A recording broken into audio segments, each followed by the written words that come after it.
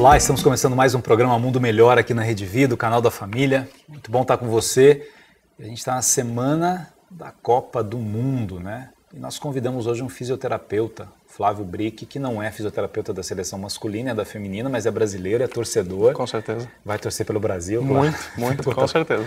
E Flávio, isso suas expectativas aí, o que você acha? O Brasil está bem preparado? Eu acredito que sim, eu acredito que as expectativas são as melhores, né? Ainda mais depois da Copa das Confederações. Eu acho que se alguém tinha alguma dúvida, a Copa das Confederações eliminou total essas dúvidas. Diante daquela campanha que fizeram, ganhando da Espanha na final, 3-0. Eu acho que as expectativas são as melhores aí, o grupo está bem preparado, é o que a gente ouve lá dentro. Então acho que a gente vai ter boas condições aí para chegar à final, talvez trazer esse título aí. Agora, jogar em casa também tem uma responsabilidade maior, tá? Com certeza. Eu acho que o primeiro momento, eu fico sempre assim, as pessoas ficam, às vezes criticam o jogador porque amarelou, porque não sei o quê. Uhum. Mas você se coloca no lugar dele, né? Tudo bem, ganha bem, treina para isso, mas o elemento psicológico é muito forte, né? Uhum. Você entra com aquela responsabilidade. Se eu perder, vão acabar comigo, né? Fico imaginando o cara que vai lá bater o pênalti, né? E tá todo mundo olhando ali. Isso. Poxa, mas você não treina pênalti? Eu treino, mas eu sou gente, né? Eu fico nervoso, eu erro, como o ser humano erra. E isso de jogar em casa também é de uma responsabilidade muito maior, né? Com certeza, ainda mais o Brasil sendo o país do futebol, né? A pressão é enorme. Imagina que os atletas devem ir na padaria tomar um café da manhã, alguém deve perguntar alguma coisa, dar um pitaco, né? Todo brasileiro sabe tudo de futebol. Todo mundo sabe tudo. Então todo mundo quer sempre dar opinião. O técnico sofre pra caramba também. Com certeza, imagina a cabeça do Felipão aí nessa fase pré-convocação, como é que estava, né? Todo mundo dando pitaco, acho que até em família deve ter isso. Mas a pressão realmente é muito grande, acho que esporte coletivo também, um erro individual pode comprometer o grupo, tem isso também, a pressão da torcida. Eu acho que as Copas das Confederações deu para mostrar para a gente que a seleção consegue transformar isso numa energia positiva, porque a gente viu lá os estádios lotados, a pressão da torcida, mas isso acabou revertendo numa coisa boa. E é bonito isso, né? Eu acho assim, o esporte, essa capacidade de você unir um país, né, para torcer junto, para ouvir o hino nacional, para se emocionar, para ver a bandeira, né? As pessoas às vezes misturam, não, vamos fazer movimentos, né, políticos contrários. Eu acho que toda manifestação, quando ela é pacífica, ela é bem-vinda. Com certeza. Mas é preciso saber celebrar também. É preciso saber criticar, é preciso saber protestar, é preciso saber reivindicar os seus direitos, mas é preciso saber celebrar. E o fato de nós termos a Copa do Mundo aqui, os jogadores estarem ali em campo, né? Eu acho que é um momento de celebração do país, de você tentar mostrar para o mundo também, olha, o Brasil é um país interessante, simpático, venham visitar o Brasil. A gente vê o mercado do turismo mundial hoje, né? Quantos países arrecadam com isso? Então seria um momento de nós mostrarmos também a esses estrangeiros que vêm para o Brasil, olha, o Brasil tem problemas, né? Não vamos tapar o sol com a peneira, mas assim, tem tantas qualidades, vamos mostrar essas qualidades também, né? Com certeza, com certeza. Eu acho que essa parte política, com certeza, todo mundo aproveita desse momento para reivindicar, porque está aparecendo, a mídia toda está atenta ao nosso país, mas eu acho que é esse momento mesmo, da gente celebrar, esquecer um pouquinho toda essa parte, lógico que tem que reivindicar de maneira pacífica e tudo, mas a gente unir as nossas forças para celebrar, curtir essa Copa, que quer não vai trazer muitas coisas boas para o nosso país, apoiar a nossa seleção. Eu acho que é uma característica do brasileiro essa de união, de festejar, de trazer as coisas boas. Eu acho que a gente não tem que focar somente nas coisas ruins, que realmente elas existem, mas a partir do princípio que já vai acontecer a Copa do Mundo, tá tudo certo, vamos curtir, vamos aproveitar, torcer muito, vamos ser campeão. Que time, Flávio? Eu sou São Paulino. São Paulino? São Paulino, exatamente. Não tem jeito de mudar para o Corinthians e tal? Mesmo com o Itaquerão agora, assim... Acho fantástico, mas é difícil da gente mudar nessa fase da vida, até porque o coração já está impregnado pelas cores tricolores. Eu também, se fosse mudar, minha mãe teria uma síncope lá. Mas é uma coisa interessante, né? Quando a gente vê as torcidas dos jogos de futebol, eu acho assim que são momentos tão bonitos, né? Como tudo tem o lado ruim e tem o lado bom, né? Quer dizer, o lado ruim é briga de torcida, é violência, mas quando você vê no estádio, você vai num domingo e vai a família, tem o pai, a mãe e a criança, e um torce para um lado, para o outro, chora, se emociona. Eu acho que são coisas que fazem parte da nossa cultura, que nos ajudam a construir a nossa identidade, e isso é muito legal, né? E aí vem o exagero. Tudo que é exagerado, aliás, em tudo que é demais, que é radical, faz mal, né? É verdade, mas eu acho que o futebol traz isso mesmo. Eu acho que a rivalidade, ela existe, ela tem que ser uma coisa saudável. Minha esposa é corintiana e ela gosta do futebol. Você tem bom gosto. Meu filho é São Paulino, eu já resolvi isso.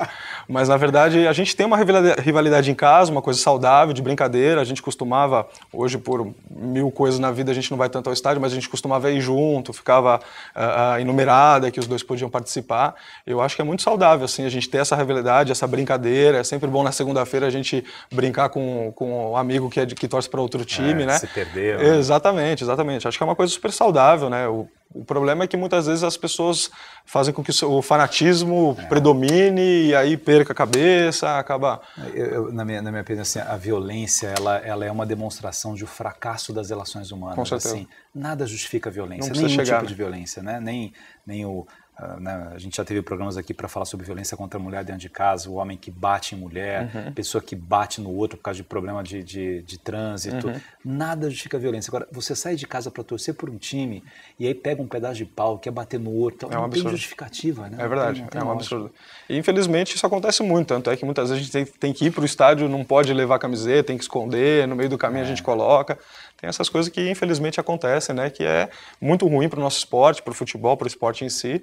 Mas eu acho que a gente tem que valorizar realmente a alegria, a festa, a união, essa torcida, que eu acho que é fantástico. Ensina para... Como chama sua esposa? Isabela. Ensina para Isabela o seguinte: Isabela, todas as vezes que o Corinthians perder, você diga isso para o seu marido aqui, que de repente muda de time e tal. O Corinthians é um time tão bom, que ele tem uma prática de humildade, que às vezes ele deixa, né? O dia lá da estreia do Itaquerão, pegou lá um time um pouco mais fraco, tá? Falou, deixou ganhar, né? Deixa ganhar, tá? Eu imagino isso é coisa de generosidade futebolística. Eu imagino, deve ter sido assim mesmo. Ô Flávio, como é que é ser coordenador da seleção brasileira de futebol feminino, né? Da parte de fisioterapia? Isso. Que tipo de trabalho você desenvolve com as meninas? Isso, na verdade a coordenação da seleção é uma responsabilidade imensa, né? É um prazer imenso, é muito bom estar lá. Eu tenho uma equipe que trabalha comigo, junto ao departamento médico, fisiologista, nutricionista, tem uma equipe toda envolvida, né? Então a gente tem, na parte da fisioterapia, a gente tem praticamente duas linhas de frente de trabalho, que é a parte preventiva e a parte de reabilitação. E que a gente acaba atuando todos os dias, praticamente o dia inteiro, né? Existe uma interação muito boa com a comissão técnica, que a gente consegue introduzir o trabalho preventivo junto com o profissional da preparação física, né?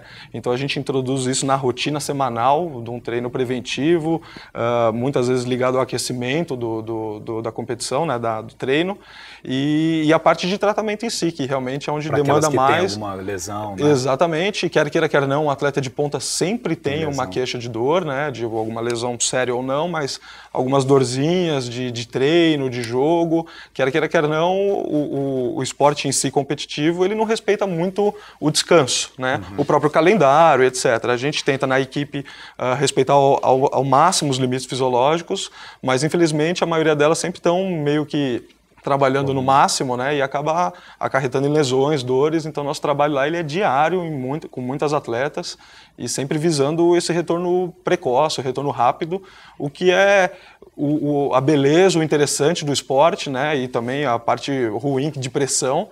Mas a gente está sempre trabalhando com o tempo contra, é o mais rápido possível, às vezes é possível, às vezes não é, então é bem interessante. Na fisioterapia preventiva para o atleta, o trabalho com as mulheres é muito diferente do trabalho com os homens? Na verdade, as mulheres elas têm um índice de lesão muito maiores do que os homens, né? Por características anatômicas, biomecânicas do corpo, a própria anatomia óssea, a ação de músculos, tudo isso desfavorece nesse sentido as mulheres.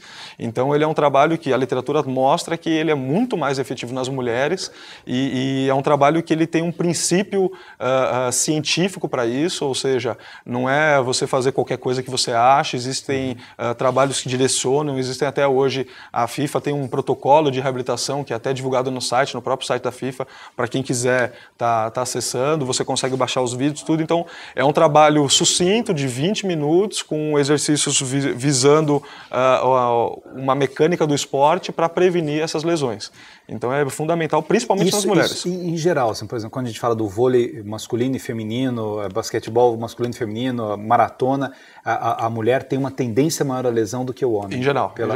Exatamente. Por todas essas características anatômicas e biomecânicas, quer queira, quer não, a carga na mulher ela exige mais. Então existe uma sobrecarga maior inerente do corpo dela, fatores hormonais, tem períodos do mês também que isso influencia, mas é fato que as mulheres realmente têm mais lesão que os homens, proporcionalmente, né? Porque até então ainda o Brasil os homens praticam mais esporte que as mulheres, isso ainda é uma realidade, vem mudando com certeza, mas proporcionalmente as mulheres têm mais lesão que os homens. Que partes do corpo, no caso das jogadoras de futebol, elas lesionam mais? Joelho? Isso, em termos de articulação, joelho e tornozelo são as mais lesionadas, né? E lesão muscular, realmente a lesão muscular é o fantasma do futebol, de uma maneira geral. As lesões musculares, elas são muito comuns, principalmente a região atrás da coxa, né? E que demanda muita atenção em termos de prevenção e de tratamento, né? A lesão muscular no esporte, ela é meio obscura, porque ela engana um pouquinho. Muitas vezes você acha que está excelente, está retornando para o esporte e tem uma outra lesão, uma lesão em cima. Isso realmente é um fantasma no futebol. Mas é o Você acha que tem muito preconceito ainda ao futebol feminino no Brasil? Infelizmente tem. Infelizmente tem. A Marta foi 5 vezes a melhor jogadora de futebol do mundo, né? É um fenômeno. Isso nunca aconteceu com nenhum homem, né? Não aconteceu. No Brasil a gente teve o Ronaldo, né? Acho que foi 2 ou 3. Isso, o fenômeno, se não me engano, 3 vezes. Isso. O Gaúcho, acho que 2 se não me engano. Eu não tenho certeza. O Kaká já foi também. O Kaká eu acho que não, eu não tenho certeza. Eu não tenho certeza. Mais alguém, acho que não sei se o Romário na época foi. O Romário já foi, o Rivaldo já foi. Mas 5 vezes ninguém de nenhum lugar do mundo, só uma brasileira chamada Marta. Exatamente. A Marta realmente tem N atletas com uma capacidade enorme, mas assim, a Marta realmente ela é muito consagrada, ela é uma atleta de ponta, não que as outras não sejam, é fato, são atletas fantásticos também, mas a Marta até pela posição, de ser atacante, faz muito gol, isso aparece muito, né? Dificilmente, já aconteceu, mas dificilmente você vai ver um goleiro, um zagueiro sendo o melhor do mundo, né? A posição favorece, mas realmente ela é uma atleta diferenciada. O último agora masculino foi o Messi, né? Agora o último foi o Cristiano Ronaldo. Cristiano Ronaldo, isso. Que é a segunda vez, acho que o Messi foi... O Messi, se não me engano, são 3 também, o Cristiano acho que foi a primeira. Já teve um goleiro, né? O Oliver Kahn na época da Copa também, né? Então já tiveram alguns goleiros, zagueiros, mas não é muito o que se destaca, né? Geralmente quem faz gol é o que mais aparece. Mas a pessoa olha em casa e vê que é futebol feminino e fala, futebol não é muito para mulher, é para homem. O Brasil ainda tem esse preconceito, tem esse preconceito mesmo. Isso é mais no Brasil do que Estados Unidos, por exemplo, não tem isso. Nos Estados Unidos, com certeza não. O futebol lá, o soccer, né, ele é um esporte de predileção feminina. O futebol lá masculino é o futebol americano. Então, aqui no país a gente tem essa coisa, né? Fala assim, futebol é para homem, nos Estados Unidos não, futebol, o soccer é para mulher, né? Então é um preconceito que ainda existe aqui no Brasil, a gente vê isso, pais que não querem que as filhas joguem bola, mas é fato que isso vem mudando, eu acho que isso está melhorando, a gente observa isso, mas eu acho que está muito aquém do que a gente realmente necessita em termos de quebrar esse preconceito, eu acho que tem muito chão pela frente. E essas jogadoras, as principais talvez joguem fora do Brasil, né? A Marta, por exemplo... Joga fora, joga na Suécia. Quem joga no Brasil, evidentemente que é muito inferior o salário do futebol feminino do que do futebol masculino, né, para as mulheres. Sim. Mas assim, consegue sustentar já grupos patrocinando as mulheres aqui no Brasil? O patrocínio vem melhorando, mas ainda está aquém do que precisa. Na verdade, tem atletas de ponta, nível seleção, que ainda jogam aqui no Brasil, muitas fora, muitas atletas que nunca serviram a seleção estão fora também. Quer não, o salário lá é melhor, pelo menos é o que a gente ouve elas dizendo, eu não sei em números, mas é melhor. Tem atletas que ganham super bem, atletas que não ganham tão bem, isso é muito variado, né? É fato que a atleta que está na seleção ela tem um respeito maior, uma diferenciação em salário, mas de uma maneira geral, fora do país, os salários são melhores. O trabalho que você faz é com a seleção principal e é com a seleção também sub-15, 17? Isso. A nossa equipe de fisioterapeuta, a gente atende a todos, né, a todas as categorias das femininas, que é a sub-15, sub-17, sub-20 e a principal. Então a gente já trabalha desde as meninas mais novas até as mais experientes, as mais velhas que estão na seleção. Dá mais trabalho trabalhar com mulher? Na parte de treino, você falou que em determinada fase do mês, dependendo, enfim, a mulher é mais difícil, é mais fácil de se trabalhar, é mais tranquila, o que você... Na verdade, eu não tenho muita experiência com o futebol masculino, né, mas de uma maneira geral dizem que trabalhar com mulher é mais difícil. Eu, particularmente, não tenho grandes dificuldades, né, eu acho que existem problemas de convívio como em qualquer lugar, mas até desde o tempo que eu estou na seleção isso nunca aconteceu, nenhum problema muito grande, mas tem algumas particularidades, é fato, que influenciam, mas mas eu não diria que é mais difícil. Eu acho que é um público especial, assim como é trabalhar com criança, com idoso. Isso realmente você tem que ter um tato, alguma coisa diferente para trabalhar com elas. Eu acho que o que difere muito no nosso trabalho é a parte de prevenção, que ela tem que ser muito mais eficaz. E quer queira, quer não, o trabalho de reforço muscular junto com a preparação física, ele tem que ser intensificado nessas meninas aí, porque isso vai mudar tanto o desempenho quanto o número de lesões. Tem muita vaidade entre elas? Acho que sim, mas eu acho que isso não vai diferir muito do masculino. O que a gente observa é que isso é comum do esporte, né? Todo atleta de futebol, tanto masculino quanto feminino... O Ronaldo quase não tem vaidade, exatamente. Né? Todos eles são, né? Eu acho que isso não difere muito, não. Elas são vaidosas, eu acho, numa maneira que todo mundo tem que ser, né? Tem que se cuidar. É interessante que mesmo no masculino agora, né, o atleta começa a ter uma preocupação com a imagem, né, de ter um psicólogo acompanhando, porque chegava no momento também uma pessoa que nunca ganhou bem na vida, começa a ganhar muito dinheiro, né, todo mundo querendo mostrar o tempo todo. Se a pessoa não tem um pouco de bom senso, ela fica uma pessoa deslumbrada, insuportável, nem ela se aguenta. Exatamente. Né? Eu acho que isso é do ser humano, né? Eu acho que todo mundo, por mais que venha de uma classe social mais humilde ou não, na hora que chega num status tipo nível seleção, que a mídia te expõe pra caramba, todo mundo te conhece, muitas vezes, principalmente no masculino, salários homéricos. Eu acho que isso mexe com a cabeça de qualquer um. Se você não tiver uma base muito boa, acaba muitas vezes desvirtuando, indo para caminhos errados ou até perdendo um pouquinho do foco, que eu acho que é um problema grande também. Legal, a gente volta daqui a pouco conversando com o Dr. Flávio Brick aqui. Vamos aproveitar e falar um pouco de outras lesões, né? O trabalho que ele faz também na Santa Casa, aqui em São Paulo. A gente vê a quantidade de quedas em calçadas, né, de pessoas, enfim, não só com uma idade mais avançada, mas que caem, que se há caminhos para a prevenção disso. A gente volta a continuar esse bate-papo aqui.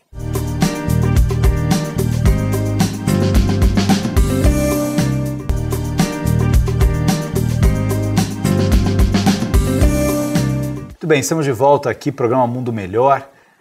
Quero dar uma dica de livro, um livro muito legal que chama O Cansaço dos Bons, do Roberto Almada, que faz uma reflexão interessante sobre a nossa vida profissional, o estresse, a dificuldade que a gente tem, às vezes, né, de conviver bem no local de trabalho. A gente passa a maior parte do dia, às vezes, trabalhando, produzindo, e às vezes nós criamos um clima ruim no ambiente de trabalho. Fala um pouco sobre o papel do líder, sobre a educação, sobre a gentileza, sobre as escolhas corretas que a gente faz na vida, sobre a arte. Ele usa uma citação do Goethe, que eu gosto muito aqui, que diz assim: todo dia devíamos ao menos ouvir uma breve canção, ler uma boa poesia, ver um quadro genuíno e, se possível, dizer algumas palavras sensatas. Então a arte nos ajuda também, né, a buscar esse equilíbrio, essa harmonia interna. A gente estava falando aqui com o Flávio sobre a vaidade no futebol feminino ou no masculino, mas tem tudo, né? E se a pessoa ela não tem uma consciência do papel dela na vida, ela sai por aí dando bordoada em todo mundo, né? Acho que não é esse o caminho. Uma pessoa educada, gentil, ela pode ser firme, pode ser rigorosa, né? Mas sem perder a ternura, sem perder esse acolhimento com as pessoas. Então tá aí, O Cansaço dos Bons, nossa dica aqui para você. Ler faz muito bem. Muito bem. As pessoas deviam ler mais, né? Com certeza.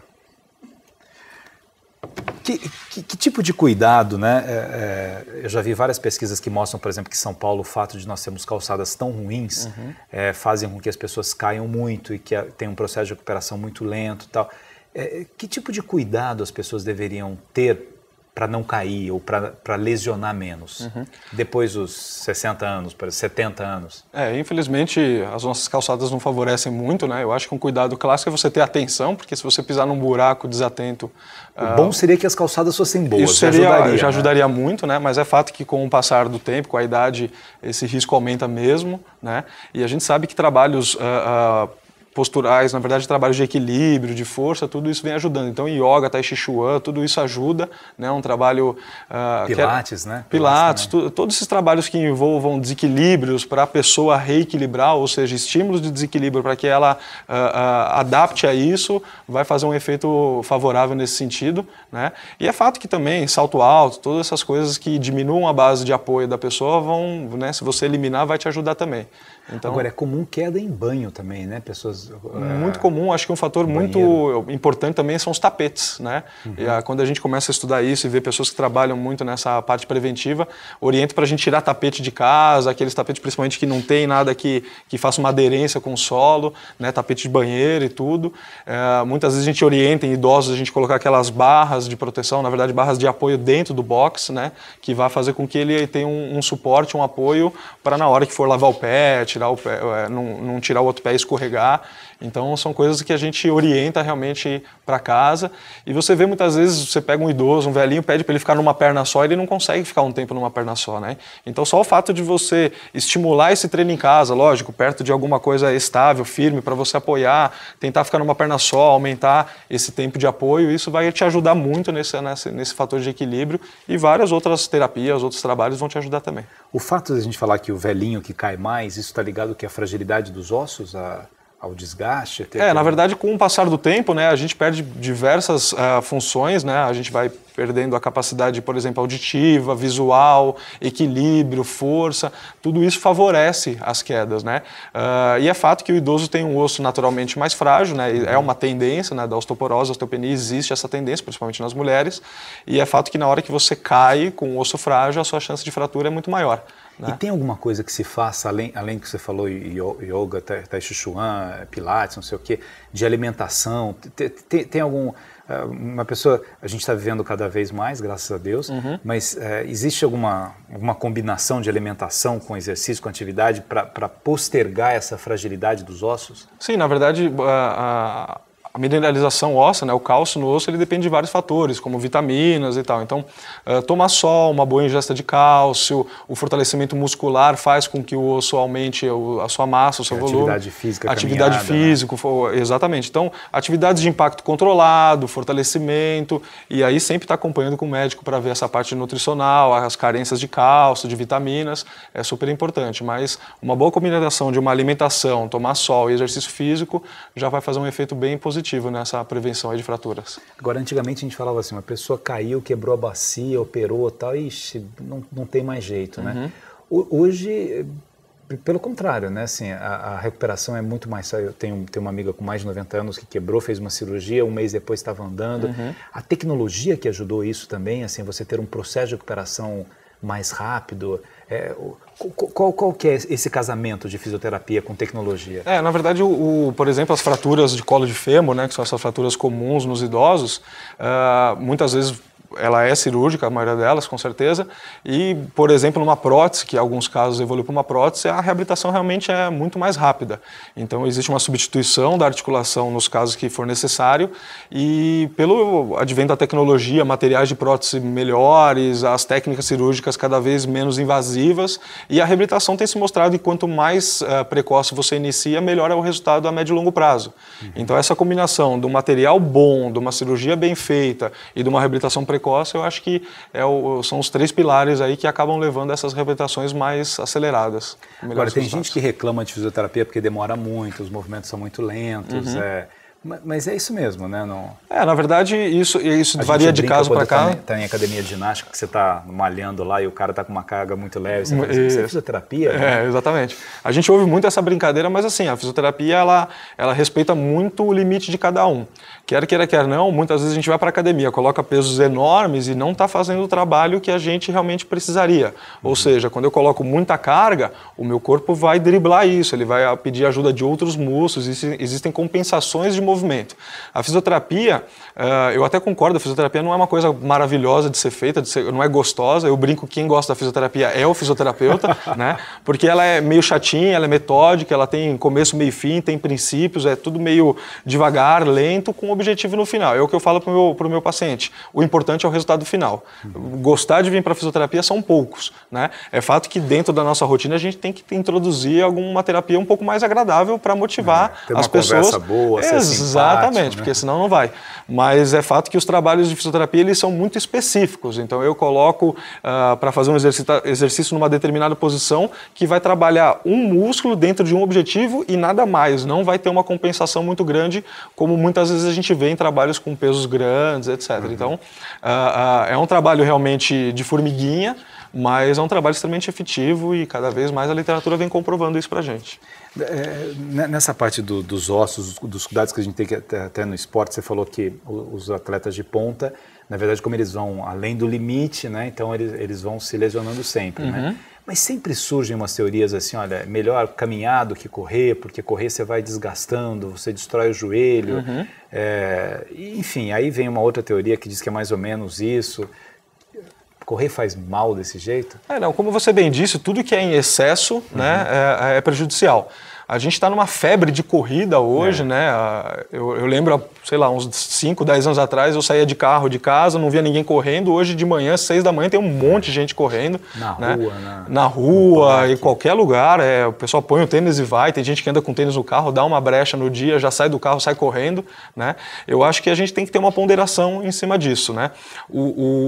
A corrida, quer queira, quer não, ela vicia. A pessoa começa correndo por saúde, daqui a pouco ela quer fazer uma prova de 5 km, depois de 10, 40. Meia maratona, uma maratona, Ultraman, e é uma coisa que você vê que é viciante. Cada vez mais as pessoas que nunca tiveram nenhuma pretensão de ser superatleta já está querendo objetivo de tempo, etc. Então, na verdade, a gente sabe que a corrida realmente ela traz uma sobrecarga grande para as articulações, para o joelho, existe uma tendência realmente dela prejudicar, mas é fato que se você fizer isso de maneira dosada, bem dosada... Com musculação também para fortalecer, fundamental, né, fundamental. A perna e o joelho. O atleta tem o atleta e até os sedentários que viram atleta, eles têm uma cultura que a própria corrida vai fazer o fortalecimento, que a própria bicicleta vai fazer o fortalecimento. Que é fato, você passa do nada para começar a correr, você ganha um pouquinho de força, mas não necessariamente isso vai ser uma coisa evolutiva. Quer não, a demanda nas articulações quando a gente corre, elas são enormes, né? Muitas vezes multiplica 5, 6, 7, 8, 9 vezes o seu peso corporal nas articulações. Então, se você está gordinho e começa a correr, você pode estar próximo de tonelada na sua articulação. Então, o papel do fortalecimento ele é essencial. Um trabalho muscular, preventivo, de habilitação para a corrida, ele é fundamental, porque senão você vai predispor a lesão com certeza. Então, para quem corre, fazer um trabalho de fortalecimento muscular bem feito, bem específico é fundamental. É importante que o profissional conheça a corrida, a demanda da corrida, os músculos envolvidos nesse esporte, para a gente fazer um trabalho bem direcionado, né? E não só ir fazendo de qualquer jeito, pegar um pezinho em casa ou pegar um elástico de qualquer outra maneira. É sempre bom ter um profissional acompanhando esse trabalho. É sempre perigoso aquela pessoa que a gente chama de o atleta do final de semana, né? Sim. O cara que só vai jogar futebol no final de semana, só vai correr no final de semana, não passa por médico, não sabe como é que está o coração dele, quer ir além do limite. Aí tem um que fala, você não aguenta, ele vai atrás, ele acaba no sol, quase desmaia, sem proteção solar. Quer dizer, ele erra em tudo, né? Exatamente. Na verdade, para você fazer um esporte como o futebol, você tem que ter um preparo mínimo, né? E muitas vezes é o que acontece. A gente, no dia a dia, não tem esse tempo, tem que trabalhar e chega no final de semana quer tirar o atraso, jogar com os amigos, jogar 2, 3 horas seguidas e o corpo geralmente chega no seu limite, né? E aí a gente pode ter problemas tanto como dores, inflamações, lesões articulares, como problemas mais sérios, como até o óbito. Então tem que tomar o cuidado, tem que fazer uma visita regular no médico, ter toda uma avaliação do condicionamento, da parte cardíaca, respiratória, etc. E quer não, um trabalho também de base muscular para você aguentar isso. Muita gente fala, eu com 20 anos, 30 anos fazia e não tinha problema nenhum, mas é isso, o corpo infelizmente ele vai perdendo a sua capacidade ao longo do tempo, que é uma coisa que você consegue driblar com um trabalho muscular, um trabalho de academia, um trabalho bem voltado para essa parte osteomuscular, e com certeza você vai diminuir essa chance de ter problema, mas realmente os atletas de final de semana são um problema, né? E tem uma coisa que me preocupa muito também, é essa história desses suplementos que as pessoas tomam e alguns que te dão uma energia muito maior, né, uma aparente força maior. Agora, está dando no seu estímulo interno, não na sua parte muscular, né? Exatamente, a gente tem que tomar muito cuidado com isso, né? Às vezes a gente está tomando coisa que nem sabe o que é, né? Então é sempre bom uma prescrição para algo porque você vai suplementar. Muitas vezes tem gente tomando proteína e já faz uma ingesta de proteína suficiente, e isso vai sobrecarregar rim. Então, na verdade, você tem que suplementar o que é necessário, não uma dica de um amigo, de alguém que encontrou nesse meio. A suplementação ela tem que ser voltada para as suas necessidades. Para isso, um profissional, um nutricionista tem que estar te acompanhando com certeza. Engraçado que às vezes aparecem, né, reportagens, notícias, né, do outro que morreu tomando um suplemento que é de cavalo, de não sei... eu fico vendo assim, quer dizer, o outro já viu essa reportagem, por que ele faz também, né? Com certeza. É claro que a vaidade é uma coisa, né, assim, sem exageros, a gente estava falando que tudo exagerado é ruim, a pessoa que também não se cuida em nada também é ruim, poxa, você, né, a vida é um presente de Deus, cuida da sua vida, fato. Mas a vaidade em exagero, né, daquela, não, eu preciso tirar essa gordurinha daqui de qualquer jeito, eu preciso ter um braço 52 centímetros, 51, porque o braço do outro, que não sei o quê. Então você acaba extrapolando de uma coisa que poderia ser saudável, alguém que vai, que corre, né, de uma forma saudável, que toma, né, se hidrata de uma forma necessária, que alimentou, vira um desespero, e uma coisa que poderia ser absolutamente saudável, gostosa, boa, acaba se transformando às vezes numa tragédia familiar, né? Com certeza, com certeza. E a gente tem profissionais hoje, o conhecimento é muito grande nesse sentido, dá para você fazer um trabalho muito interessante voltado para a parte estética, um aumento de massa muscular, aumento de condicionamento, isso dá para fazer de maneira muito saudável. A grande questão é que eu acho que a população, muitas pessoas acabam ouvindo a opinião do amigo, vê uma notinha lá no Facebook e acaba levando aquilo como se fosse uma regra ou a solução dos problemas, o caminho do sucesso, e isso é muito complicado, né? Existe maneira de você otimizar o seu treino, otimizar os seus resultados baseado na ciência, num bom acompanhamento, e eu acho isso fundamental. A gente tem que tomar cuidado com esses substratos, essas coisas que são vendidas sem a gente saber realmente o que tem lá dentro. Esses milagres, né? Exatamente, exatamente. E muitas vezes vem com aquela promessa de ser a solução do seu problema e às vezes pode estar trazendo um maior problema da sua vida nesse sentido. Aliás, você falou essa história do Facebook, né? É uma coisa que a gente tem que alertar o tempo todo, pais, né, filhos, o cuidado que as pessoas têm que ter com as mídias sociais, né? Essa história dos encontros, né, de pessoas que vêm nas mídias sociais. Esses dias, por um acaso, a gente teve acesso a uma pessoa para ajudar e tal, que ela acabou, enfim, contraindo uma doença porque marcou um encontro com um cara pelas mídias sociais, o cara bonito, aquela coisa toda, foi indo, tal, e é uma pessoa, né, que, enfim, é claro que hoje você tem tratamento para tudo, antigamente você tinha, né, um carimbo, né, uma pessoa que contraiu HIV, ia morrer e tal, mas assim, é uma história estranha, né, porque é um cara que sabe que é soropositivo, então ele seduz as mulheres pela internet, marca encontro, né? E algumas, como acham ele bonito, já querem ter uma relação com ele, outras ele força, assim por diante. E às vezes você vê a ingenuidade dessas mulheres, né? Porque acha que ela não pega doença. E depois assim, né? É claro que as mídias sociais te ajudam a aproximar as pessoas, mas você tem tantos caminhos de conhecimento, calma, né? De percepção de quem é o outro, e de repente a pessoa, num desespero de encontrar alguém ou de falar que saiu com alguém, acaba indo, né, numa viagem sem volta. E é aí que entra, né, o papel dos pais também, a responsabilidade dos pais, porque chega uma fase da vida do adolescente, do jovem, que ele acha que vai acontecer com todo mundo e nunca com ele. Então essa menina, imagina, o cara tem uma conversa tão boa, ele é tão legal, precisa ver as coisas que ele falou, precisa ver, ele leu o livro tal, ele não sei o quê, ele disse pra mim que tem um cachorrinho, uma pessoa que tem um cachorrinho não pode ser mal, ele diz que faz um trabalho voluntário e tal, e as pessoas mentem compulsivamente nas mídias sociais e vai aquela outra pessoa na ingenuidade e entra num caminho sem volta. É verdade. E a gente tem que sempre lembrar que atrás do computador é tudo muito fácil, né? Não tem a relação no tete-a-tete, você pode escrever o que quiser, colocar a foto do que for, você pode mostrar que você é lindão com uma foto de uma outra pessoa, e é tudo muito fácil pelo computador, você deixa de se inibir, você não treme, não fica nervoso, então as pessoas geralmente nessas mídias sociais elas conseguem demonstrar coisas que não conseguiriam frente a frente, né? E isso é muito complicado, porque pode cair na lábia de alguém e trazer um encontro, algum problema nesse sentido. Então eu acho que a gente tem que tomar muito cuidado, os pais têm que ficar atentos. Eu tenho um pequenininho aí, tem 2 anos e 7 meses ainda já mexe no tablet, já sabe até ligar os joguinhos dele, mas é fato que a gente precisa estar atento realmente, porque é muito complicado você se relacionar com uma pessoa que você não conhece e marcar um encontro, muitas vezes em lugar fechado, não um lugar público, o que pode trazer algum problema para você. Então acho que tem que tomar muito cuidado nesse sentido. Tem que cuidar dos seus filhos aí. A gente volta daqui a pouco.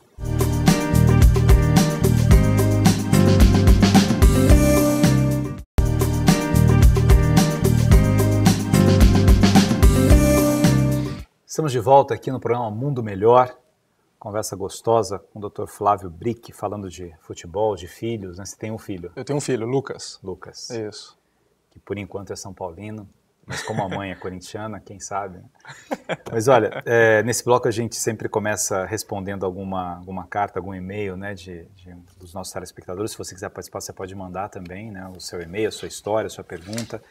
A pergunta de hoje vem de uma mulher do Rio de Janeiro, Joana do Rio. Ela diz o seguinte: Chalita, ando muito desanimada e triste. Depois que tive meu filho, engordei demais e tenho a impressão de que meu marido perdeu o interesse por mim.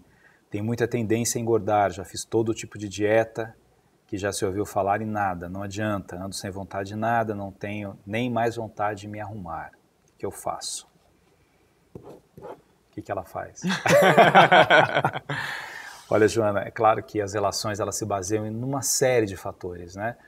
Acho que quando uma pessoa ela resolve dividir a vida com outra pessoa, ela resolve casar com alguém, ela precisa gostar de fato dessa pessoa. Por isso que o namoro deveria ser um tempo de conhecimento, em que você deveria refletir um pouco mais, né? Fulano é alguém que eu vou passar minha vida toda, fulano é alguém que eu vou passar minha vida toda, a gente vai ter filhos, a gente vai construir uma história. E com o tempo as pessoas engordam, ou emagrecem, ou caem o cabelo, ou cresce o nariz, aparentemente, enfim, coisas acontecem. E quando o desejo ele é só físico, né? Vai chegar um dia que o desejo vai acabar, porque o físico muda. Por mais que você faça todas as atividades, né? Enfim. Eu me lembro uma vez de uma escritora dizendo assim, olha, eu sou uma escritora de 60 anos e os meus seios aos 60 anos são diferentes dos seios de uma menina de 20 anos, de 18, de 30 anos, né? Agora os meus seios têm mais história, tem mais... E é assim, então a gente tem que gostar do outro, né? Ter essa percepção. Isso eu acho que é uma coisa básica em toda relação. Agora, por outro lado, também é importante que as pessoas queiram agradar, né? Assim, uma mulher que ama o seu marido precisa se arrumar também, né? Às vezes a pessoa está esculachada o tempo todo, e vice-versa, porque às vezes o marido é barrigudão, não se arruma, não tem nada, não tem preocupação com nada, né? Nada contra quem é barrigudo, tem gente que gosta de barrigudo, senão a gente vai falar que enfim, mas ele não se arruma nada, e ele quer uma mulherzinha perfeita, né? E manda fazer lipo, tirar isso, aquilo, tal. Então, é um tipo de história em que um precisa estimular o outro, mas a gente precisa se cuidar por causa da gente também, não é só por causa do outro, né? Então, se você está desanimada, porque o meu marido, tal, se anime por sua causa, né? Fique mais bonita para você mesma. Arrumar o cabelo, fazer caminhada, fazer uma atividade física, vai emagrecendo um pouco, você vai se sentindo melhor, né? Quem está fumando, para de fumar. Quem bebe muito, começa a pensar assim, olha, eu preciso cuidar de mim. Você falou que teve um filho ou uma filha, né? Filho, mas Edmar, desde que teve um filho, né? Você teve o seu filho, se arrume para o seu filho também, se arrume para você. Eu acho que isso é legal quando um se preocupa com o outro na relação, tanto o homem com a mulher e a mulher com o homem. A gente começou o programa quando estava falando aqui da fisioterapia, mas da seleção feminina de futebol, dizendo exatamente sobre esse machismo, né? O homem que olha a mulher jogando. A gente está chegando numa sociedade em que quanto menos machismo, menos preconceito é melhor, né? Então os dois são importantes. Seu marido também tem que ficar bonito para você. Você merece isso como ele também merece, né? Verdade. Lá na sua casa, como é que é a divisão das coisas? Na verdade, você obrigou o seu filho, por exemplo, a ser São Paulino, que não é correto. Mais ou menos. Eu levei ele para esse caminho, entendeu? Qualquer gol que saía, a gente gritava gol de São Paulo para eu, né, introduzir isso na mente dele para minha esposa não ganhar de mim, que é corintiana. Mas a divisão de tarefas, essa parte pós-parto, né, na verdade, essa fase é muito complicada, eu vi isso recentemente, é uma fase difícil muito para a mulher também, nesse sentido. Você transforma o corpo, a gravidez é complicada. É verdade. E para quem é pai de primeira viagem, é tudo muito novo, né? Por mais que você leia livros, ouça dicas, o dia a dia é que vai guiar como é que é o seu ritmo. Então é uma fase difícil mesmo, onde acho que o casal tem que se unir muito, um tem que ajudar o outro na medida do possível, não deixar só nas costas da esposa, da mulher, né? Quer não, é uma fase que o homem tem que sair para trabalhar e a mulher fica mais dedicada. A família ajuda muito nesse sentido, pelo menos no meu caso foi muito importante, a família tanto dela quanto a minha, mas eu acho que é um momento realmente para unir forças, para um ajudar o outro, e não se preocupar muito com parte estética nesse começo, porque com o tempo vai voltando ao normal, é uma fase inicial, a gente não tem que se preocupar igual a atriz da televisão que teve um filho, em 2 meses ela estava excelente, tem que voltar lá para televisão, porque vai ter que gravar, não é o caso, exatamente, né? Ela vive muito disso, tem todo o suporte para isso. as esposas, vamos dizer assim, do dia a dia, não tem que ter essa pressa, né? Eu acho que é um momento que o corpo está se adaptando mesmo e a família inteira tem que se unir para se ajudar, não tem que ter muito essas preocupações. O importante agora é cuidar bem da criança e cuidar bem da família como um todo. Ô Flávio, é legal você falar isso, né? Que você acabou de passar por isso, mas assim, como educador eu fico vendo, faz toda a diferença quando você tem uma família em que o pai e a mãe vivem a gravidez conjuntamente, né? O pai fica grávido também, porque ele está ali com a mulher, ele está amando a mulher, ele está vendo a criança crescer, ele deita com um ouvido na barriga da sua mulher que está grávida, ele vai sentindo a criança, ele tem cada estímulo, né? A criança nasce, o pai está junto ali, está acompanhando. Como faz diferença isso em relação a famílias em que, por alguma razão, ou o marido abandonou, a mulher está sozinha, ou a mulher não queria também, aquela confusão, né? E essa criança, a partir do que a mãe já sente, né, que se transforma e que entra dentro da criança, até o início dela, ela já vai se sentindo rejeitada. A diferença que é alguém se sentir amado e se sentir rejeitado, né? Como é que isso na vida futura, na infância, na adolescência, na juventude, isso faz toda a diferença. Então é legal, né, as pessoas verem um jovem pai aqui que trabalha, que produz, que está, mas está ali, né, vivendo essa paternidade de forma integral, né? Com certeza, eu acho que isso faz toda a diferença. Eu, pelo menos, dentro do meu possível, tentei me preocupar ao máximo com isso, fazer carinho na barriga, cantava. Eu tenho certeza que ele já conhecia minha voz antes de nascer, né? Desafinando ou não? Com certeza, mas o importante era estar lá, né? Os desafinados também amam. Exatamente, muito desafinado, mas o importante é estar lá presente, cantando para ele. Até hoje eu canto, às vezes ele fala, para pai, mas eu continuo cantando, né? Eu tento, dentro das minhas possibilidades, estar sempre presente com ele, até hoje, com certeza. Tem dias na semana que eu me obrigo a sair mais cedo da clínica para chegar lá mais cedo, participar o máximo possível. Final de semana, às vezes eu tenho congresso, eu dou minha aula, dou uma fugidinha, vou lá ver o meu filho. Eu tento ficar o mais presente possível na formação dele, né? Participar de tudo, levar ele para o parque, porque ele muda todo dia, né? Muda todo dia, é uma coisa incrível, é uma coisa incrível. Esse final de semana eu tive um congresso, minha esposa foi para a praia, ele voltou já falando umas coisas que eu falei, nossa, de onde ele tirou isso? Coisa de 2 dias, né?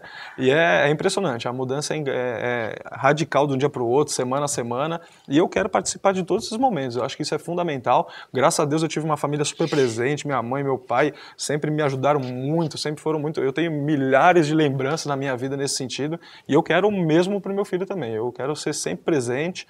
Estou planejando junto com a minha esposa o segundo agora. Vamos participar ao máximo também. Eu tenho que dividir as minhas tarefas. Por mais que eu trabalhe muito, eu preciso achar um tempo para eles. Não é só de final de semana, não. Precisa ser constante. Por mais que seja o finalzinho da noite, o importante é a qualidade, é estar lá, entrar na cabaninha que ele tem, jogar bola. Eu faço tudo o que ele quer nesse momento. Lógico, não tudo, mas o pai sempre acaba sendo mais babão do que a mãe, né? A mãe é mais enérgica. Você falou da qualidade do tempo, né? A gente fala muito isso também, porque às vezes o pai, não, eu trabalho o tempo todo, não tenho muito tempo, mas o tempo que você tem que ter qualidade, né? Com certeza. Porque às vezes o filho compreende, assim, poxa, meu pai trabalha até tarde para dar uma vida legal pra gente. Agora ele não compreende quando você chega em casa, liga a televisão e olha na cara dele. Exatamente. Então assim, se você tem que trabalhar, tudo bem. Agora, ou você chega em casa e sai, vai pro bar, fica bebendo e poderia estar um pouco ali convivendo com ele, porque essa convivência é fundamental para ele. Com certeza. Eu logo no começo, quando ele era menorzinho, né, eu tentava chegar em casa e fazer as minhas coisas, ele lá, e eu percebia que eu não dava muita atenção, quer não, ele novinho, ele provoca, né, ninguém tá olhando para ele chama atenção, ele faz alguma coisa que não deve só para chamar essa atenção, e a partir do momento que eu comecei a perceber isso, hoje eu chego em casa, independente das coisas que eu tenho que fazer, eu fico brincando com ele, converso com a minha esposa, a hora que ele vai dormir, que é o horário dele e tal, aí eu pego para fazer as minhas coisas. Lógico, muitas vezes eu invado a madrugada, mas é uma opção, eu acho que vale a pena. Você né? quis ser pai? Exatamente. Foi o sonho da minha vida, agora que eu concretizei, eu quero ser um pai presente, não só figurando na vida dele. É isso aí, muito legal. Ô Flávio, e voltando aqui um pouco para a fisioterapia, é uma boa carreira assim para os jovens que estão acompanhando em casa, a gente vendo o programa, fala assim, pô, estou pensando em ser fisioterapeuta e tal, você acha que você incentiva isso? Se o seu filho chegar depois e falar, não pai, com certeza, quero seguir a sua carreira. Com certeza. Meu filho já é fisioterapeuta, só ele não sabe, mas é uma carreira que eu particularmente gosto, eu me encontrei dentro da profissão, graças a Deus. Você escolheu fisioterapia? Na verdade, eu escolhi a profissão da fisioterapia por gostar muito de esporte, querer trabalhar nesse meio, e um momento da minha vida eu tinha aquela decisão, vou fazer fisioterapia, que é uma carreira nova, mal eu sabia o que era a fisioterapia, fiquei naquela dúvida, vou fazer educação física, vou fazer fisioterapia, vou fazer alguma outra coisa ligada ao esporte, e conversando, pesquisando, eu entrei na área da fisioterapia. Confesso, quando eu entrei na faculdade eu não conhecia direito essa profissão, profissão. Ao longo dos anos, dos primeiros anos, eu comecei a me identificar e aí realmente eu me apaixonei. Sempre quis essa área esportiva, essa área esportiva junto com o esporte é a ortopedia, então hoje é a minha formação, a parte ortopédica e esportiva, é onde eu trabalho a maior parte do meu tempo, e realmente eu indico, a gente tem pesquisas hoje no Brasil e nos Estados Unidos que é a profissão do futuro, é a profissão que mais cresce. Nos Estados Unidos, se não me engano, ano passado foi a profissão que mais cresceu, é considerada uma profissão do futuro, vem melhorando muito isso, quer queira, quer não, a sociedade ainda não sabe direito o que a fisioterapia faz, né? Não é incomum a gente ouvir falar, é massagista e tal, massagem é um recurso que a gente tem dentro da reabilitação, é uma área muito ampla, que ela visa o restabelecimento... Mas também é um mercado que cresce muito, né? Cresce porque a massagem, muito. Né? Fato, exatamente. Ainda mais com todo mundo estressado, com esses tempos difíceis, isso ajuda muito. Mas assim, eu não vejo mal nenhum, eu acho que a sociedade precisa conhecer o que é a nossa profissão. É uma profissão, ela é muito nobre, é uma profissão que ela visa recuperar função, aliviar a dor, melhorar a capacidade, a qualidade de vida de uma maneira geral. Eu acho que isso é muito importante. Quer não, a profissão em si ela está melhorando em termos de embasamento científico, então a gente está cada vez mais científico, os nossos resultados eles existem, a literatura vem comprovando isso, então a gente ainda está buscando o nosso espaço, a profissão vem crescendo muito e eu acho que a tendência é essa, é uma profissão maravilhosa, fato, como qualquer profissão da área da saúde, você tem que ralar muito, estudar muito, mas como você disse, ler é bom e eu concordo muito com isso, né? A leitura realmente traz para a gente novos horizontes e a leitura técnica também muitos conhecimentos e nada melhor do que você atender uma paciente, saber o que ela tem, elaborar o melhor plano terapêutico e ver o resultado, né? Eu acho que é uma satisfação muito grande. Eu trabalho numa boa parte do meu tempo na Santa Casa de São Paulo, que eu sou professor no curso de pós-graduação lá, e atendo muito ao público, atendo pelo SUS, né? São pessoas de uma maneira geral humildes, carentes financeiramente, e a gente vê aí muitas vezes uma resposta muito favorável em termos de alegria, de gratidão dessas pessoas, porque quer queira, quer não, muitas vezes a gente devolve uma função que a pessoa não tem há anos, né? Elimina uma dor que ela convive com isso e limita ela de milhões de maneiras em diversos momentos do dia a dia.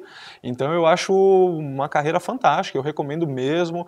Tem que estudar, tem que ralar muito, tem que ser cobrado. Eu acho que isso é uma coisa muito forte lá da nossa Santa Casa, do nosso curso de pós-graduação.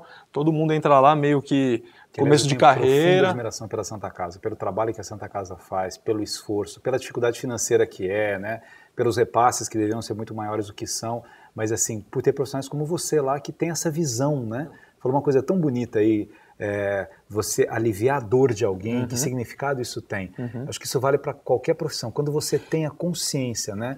Eu sou um fisioterapeuta, no caso da fisioterapia, e a minha função é aliviar a dor, é devolver o movimento para alguém, isso é nobre demais, né? É que às vezes na burocracia, na quantidade de atividades que você desenvolve, você esquece do que você está realizando na vida de alguém. Né? Mas eu acho que isso é uma coisa que a gente não pode esquecer nunca, por mais que o meio te leve para outros caminhos, a gente não pode esquecer disso nunca, o quanto que a gente pode influenciar positivamente na vida das pessoas, de diversas maneiras, com diversos objetivos, e a Santa Casa ela tem isso em todas as áreas, né? Eu acho que quem está lá na Santa Casa muitas vezes está lá por amor, porque gosta do que faz, porque a gente acaba servindo uma boa fatia da população, mexendo um pouquinho na vida de cada um, melhorando essa qualidade de vida de todos, e isso é meio que uma característica da Santa Casa. Eu, a partir do momento que eu entrei lá contratado, eu não saio de lá nunca, eu já trabalhei em outros serviços, hospitais bem reconhecidos aqui, e a minha opção hoje é uma opção muito mais de estar lá para atender esse público, quer não, um hospital escola, então a gente discute muito, a gente pesquisa muito,